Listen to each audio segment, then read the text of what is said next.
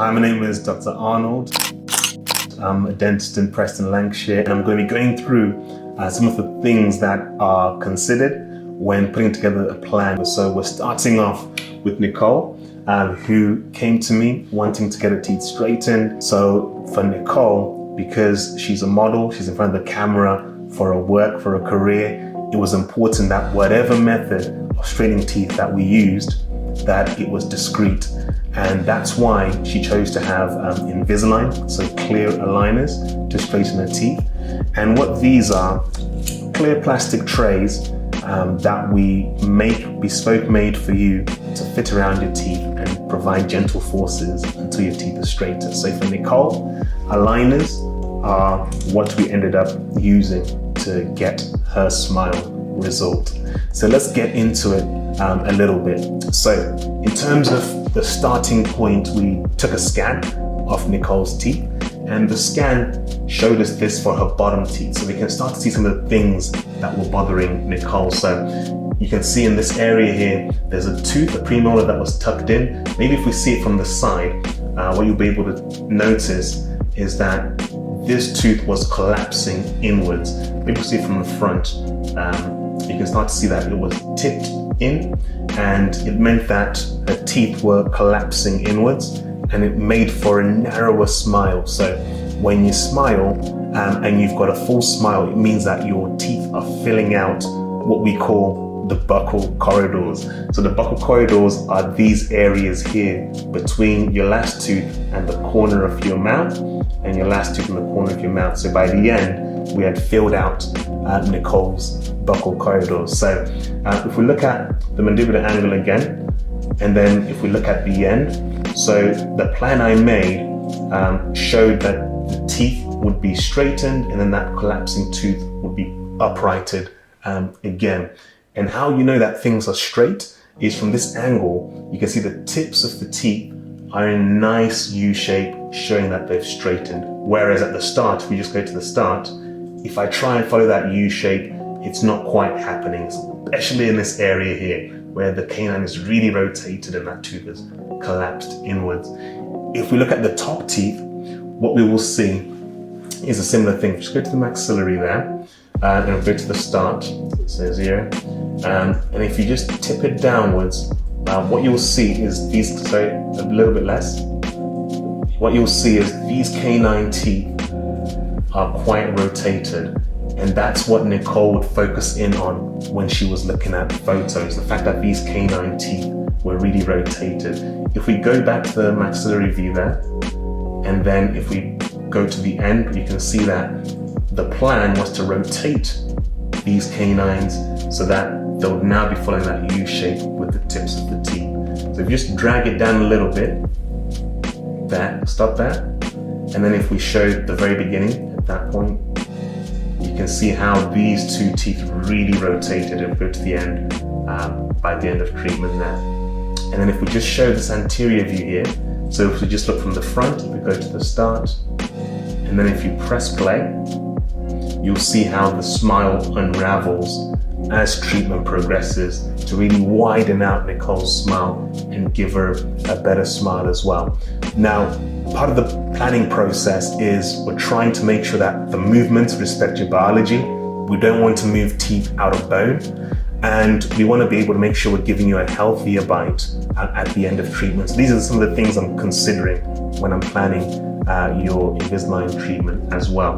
Things like black triangles. So I would have had a plan to make sure that these spaces here would be closed down. So these spaces are where the gum is not fully going all the way up, and that's because any overlapping teeth or teeth that were rotated would have stopped the gum going all the way up there. So in how I plan the treatment, I'll be minimizing things like black triangles to give the final result for Nicole. So maybe if we just take a look at the next photo before and after of Nicole's smile. So what we can see is how things were before and then how things were after. So remember, I was focusing on trying to make sure we wouldn't get a black triangle in this area, and we managed to achieve that where the gum is really close to the contact point of the teeth there. So widen out the smile as well. The teeth that were rotated, these canines, you can see that they've now slotted nicely into place. And there was a tooth premolar that was here, that's now come out and it's more visible at the end there. If we just go to the next slide then, what you can see, that premolar, that's now showing at the side. We've widened out that smile, those rotated teeth, nicely in place. If we go to the next slide again, and then the next slide, you can just see the teeth apart, how things are looking. Can you see how the edges of these teeth are raised compared to the back teeth? Now they're on a much better level, improved the bite, nicer result. And then here you can see the bottom teeth. Again, we didn't have that U shape with the tips of the teeth. Now we've got that U shape. That premolar that was tucked in, that's now brought back out. And we just placed a nice bonded retainer at the back of these teeth to secure them. So she's got nighttime retainers to hold everything in place, but then also these bonded retainers to help hold these front teeth, which want to move out of place a bit more than the other teeth. And that was Nicole's smile from start to finish.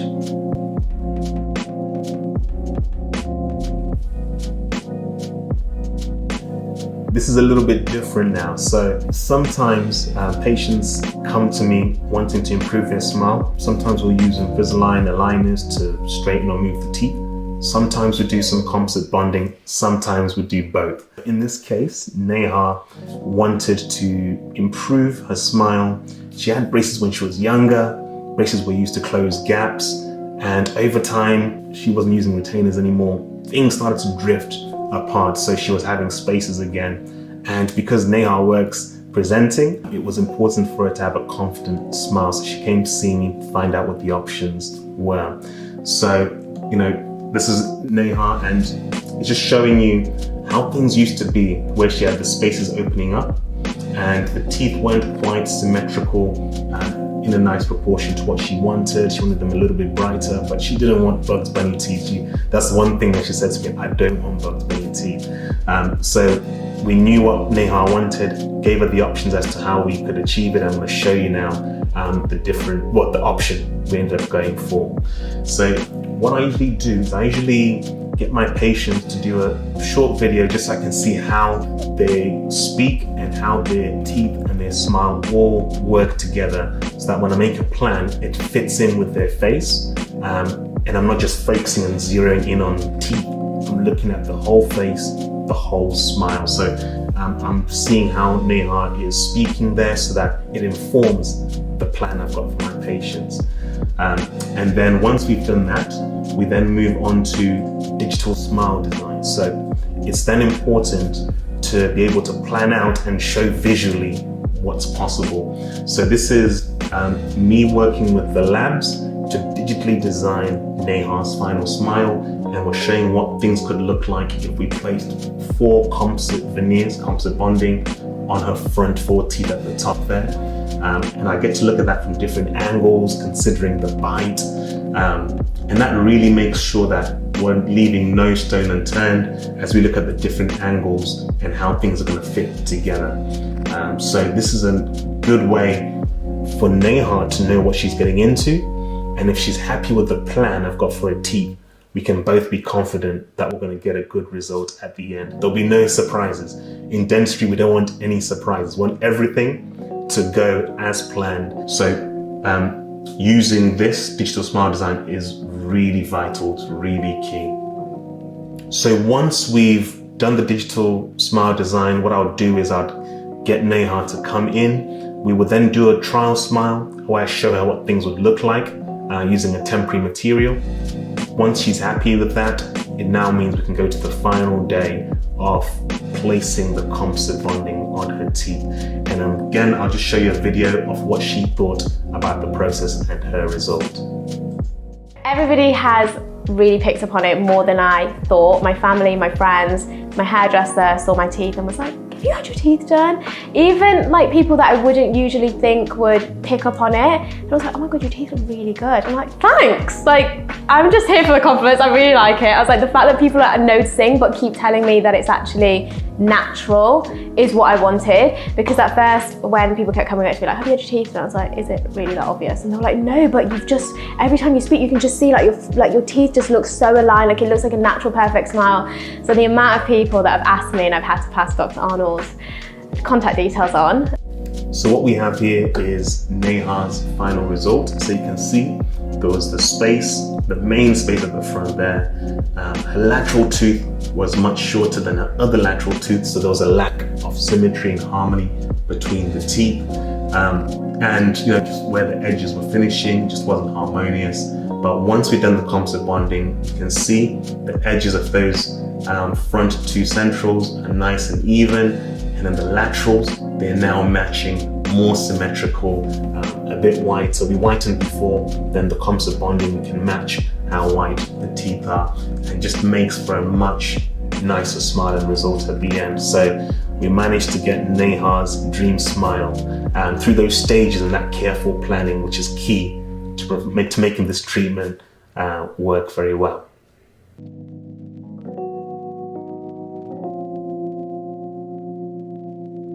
So in this case, we've got Katie who wanted to work on a smile. Her teeth were very rotated, very twisted, and she wanted to straighten them out. So what you can see is how things were when she was smiling before. Particularly at the bottom, her teeth were really crowded for space, and there were some teeth that were really rotated, front teeth overlapping. So she just wanted everything straightened out. Katie was aware that there could be limitations with what aligners can do, but with advances with the liners, it's possible to get some really good results, and hopefully that will show with Katie's case. So if we just go to one of the pictures of her teeth from the side, you'll be able to see how things were looking before. So for Katie, one of the main concerns was the bottom tooth, which was far behind her other teeth. And when she came to see me, her main concern was that she was finding it hard to brush and floss her teeth. It was near enough impossible for her to maintain her bottom teeth, because trying to clean all around that with even flossing and toothbrushing was going to be impossible. So that was the main thing we wanted to sort out with Kate's smile.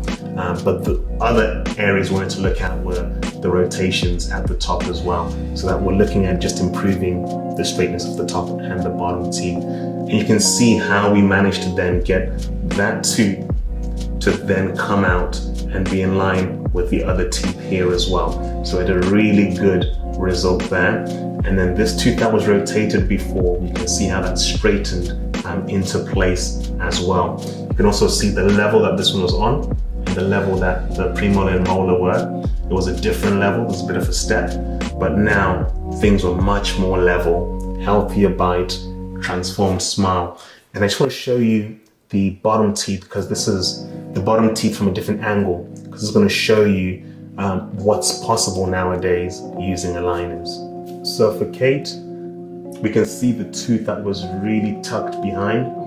And when I was initially assessing her, we're thinking that we might need to remove a tooth to make enough space to be able to fit all her teeth there. In terms of when we're trying to make space, there's a few different ways. We can take teeth out, we can do some polishing between the teeth to make some space, or we can move the teeth outwards to make some space. In Kate's case, what we decided to do was to polish the sides of the teeth, and as well to just bring the teeth out a little bit and see whether we'd still need to take out a tooth during treatment. But it actually turned out that we didn't need to take out a tooth. We're able to fit the teeth nicely in place without moving the teeth too far, because what happens when you move the teeth too far is that you start to move teeth out of bone, and we don't want that, because that's going to shorten the lifespan of your teeth and you're going to be losing teeth, and that's the last thing we want to do as dentists, make you lose your teeth. So in Kate's case, we're able to nicely arrange the teeth, make them straight, keep them in a safe zone within the lower teeth, and I placed what's called a bonded retainer to help secure those teeth on top of their nighttime retainers.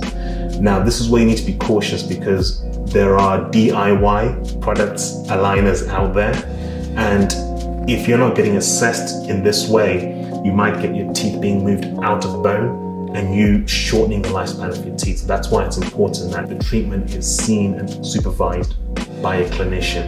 And in Kate's case, we're able to get a result which achieved more than she thought we could achieve. And now it's really easy for her to brush around her teeth, and she can use interdental brushes in between her teeth to keep them nice and clean. So that's just showing you the extent to which aligners can now achieve great results.